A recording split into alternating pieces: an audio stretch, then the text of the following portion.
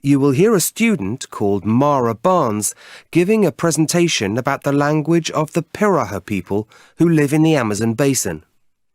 For questions 1 to 9, complete the sentences with a word or short phrase. Hi, my name's Mara Barnes, and the subject of my presentation this evening is an amazing tribe of people who live deep in the Amazon rainforest on the banks of the river. They are called the Piraha, and there's about 400 of them living in a scattering of small villages. The thing about the Piraha is that, as well as living what we would term a hunter-gatherer lifestyle, that is, they're not engaged in agriculture or animal husbandry, but live off the bounty of the forest environment, these people have a unique language that's been studied by an ethnologist from the University of Manchester called Professor Everett over a 25-year period.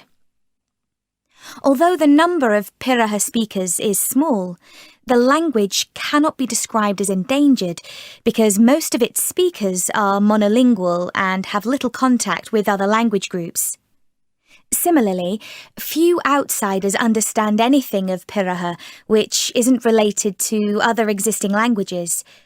So the first thing that Everett had to do was learn the language himself.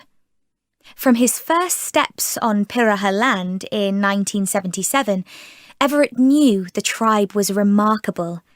As far as he could tell, the language had no words capable of conveying basic ideas like colour, although words for light and dark existed, or, more significantly, counting.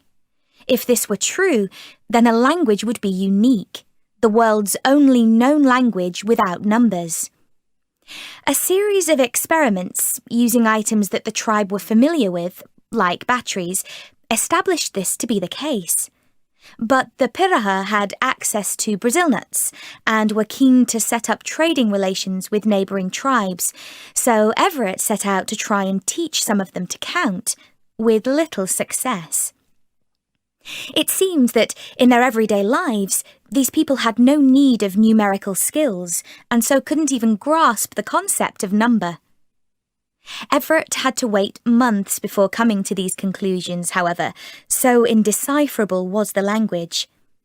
It's a kind of sing-song communication which some have compared to singing, but which, to my mind, has more in common with humming than with the spoken word.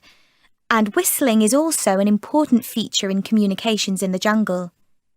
Linguists have studied the structure of the language and found that, despite a very limited set of vowels and consonants and a lack of complicated grammar, many ideas are conveyed through variations in pitch, stress, and rhythm.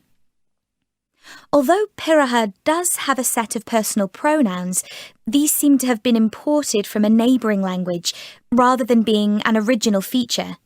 And the language has no perfect tense or way of reporting ideas such as, Mary said that John thought that Henry was happy, what are known as recursive sentences by linguists. Because there's no written version of Piraha, very few storytelling traditions, and no tradition of decorative art, the tribe seems to have a complete lack of what's known as a collective memory. In other words, there's little sense of history as people are focused on their current needs. The Piraha aren't interested in either the distant past or the distant future, so don't have the language to express ideas related to those time periods. Having lived with the Piraha for many years, however, Everett disputes the idea that they're intellectually inferior to other peoples. He points to their remarkable sense of direction as a skill that he himself has been unable to learn from them, and says that their knowledge of local plants and animals and their behaviour patterns is encyclopedic. Everett's study of the Piraha is important for a number of reasons.